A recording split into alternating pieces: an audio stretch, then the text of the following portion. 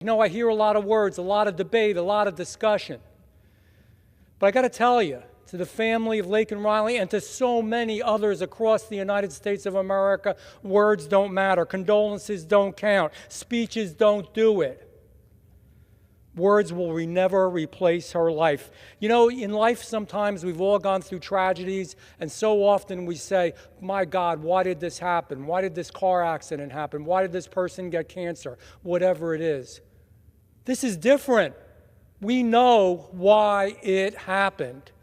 It happened because of the administration allowing illegals, some of whom, not all of whom, but some of whom were criminals, into our country, feeding them, clothing them, transporting them, housing them, paying for it. Men and women breaking their back in this country to make a living, but we're paying for it. Condolences aren't going to do it. I say that to my friend on the other side of the aisle, the ranking member. Feeling bad, feeling sorry is not going to do it. It doesn't make the difference. All of us here, most of us have been mothers, fathers, brothers, sisters, daughters, or sons.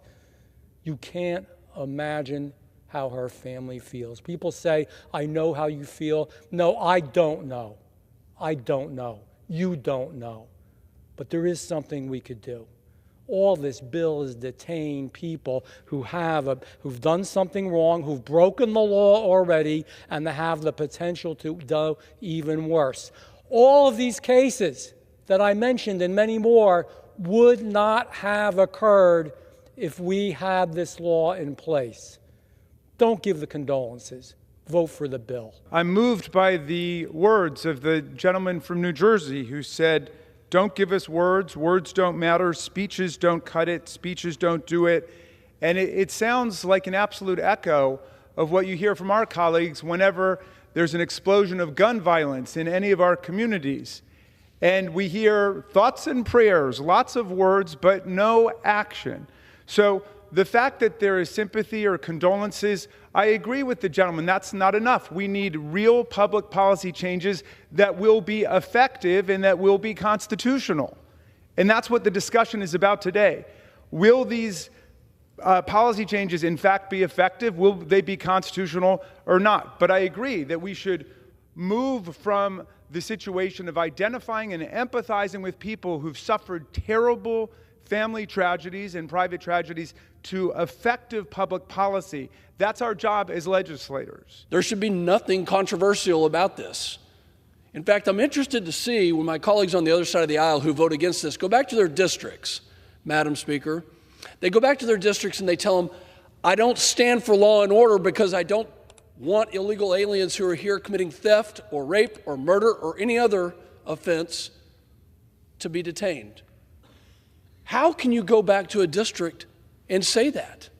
In Texas, by the way, good news with the Laken Riley Act, that you now have standing to sue the federal government when they don't do this, when they don't enforce the laws on the book. You have standing to sue the federal government for failing to uphold the laws that are on our books. My heart goes out to Laken Riley's family.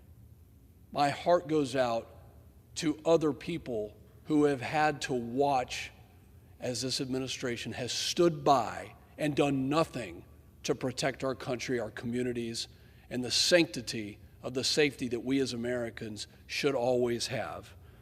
Let's go home and let's be proud in a bipartisan way that we're willing to uphold the law. And I stand in full support of the Laken Riley Act. I yield back. Gentleman reserves. Gentleman from Maryland. Thank you, Madam Speaker. Just in answer to the distinguished gentleman, he stated precisely what the law is now. He said, how can we go back to our districts and not defend the immediate deporting of people who have committed theft? That's what the law is. They want to change the law to go from someone who's actually committed theft or been convicted of theft to people who've been charged with it, even if the charges have been dropped, or arrested for it, even if charges were never brought in the first place. So I think that the misstatement of the meaning of this legislation speaks very deeply to what an opportunistic exercise this really is. What the gentleman was asking for is the law today. We reserve. I must say that the legislation before us and the approach that it embodies reflect a profound disrespect for our criminal justice system and for our constitutional values. To begin with, they want to change the mandatory detention provisions, which we've had since 1996 on a bipartisan basis for the last 28 years. We have operated on the basis of criminal conviction, which is obviously congruent with the constitutional demands and values that we have in our country. And now, without having a legislative hearing, they want to radically revise the statutes to say that it's sufficient for somebody to have been charged with or arrested for an offense like shoplifting or theft, even if the charges are dropped and even if charges are never brought after an arrest is made. And so it seems to me that they are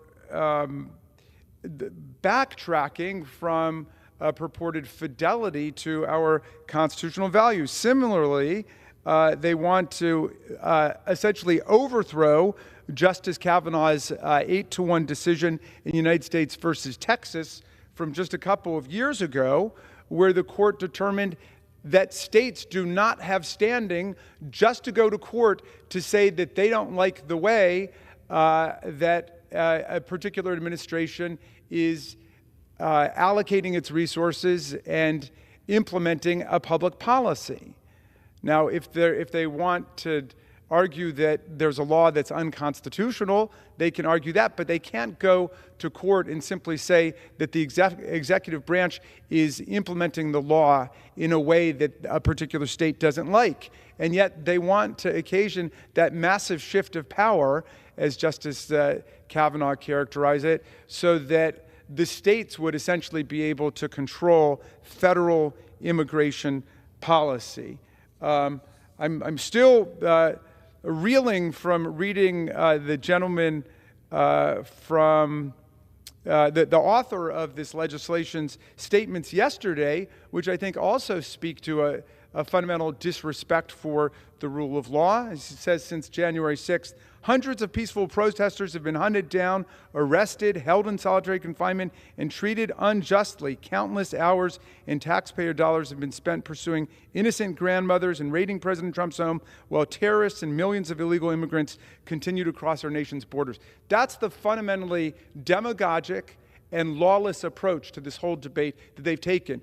Our body was invaded by a mob of insurrectionists who injured 140 officers, wounding them, hospitalizing them, and they cannot even acknowledge that as a fact, but instead change the subject to millions of people crossing the border illegally, which over the decades has undoubtedly happened under both Democrats and Republicans. That's what we should be working on today. Thank you, and I yield back.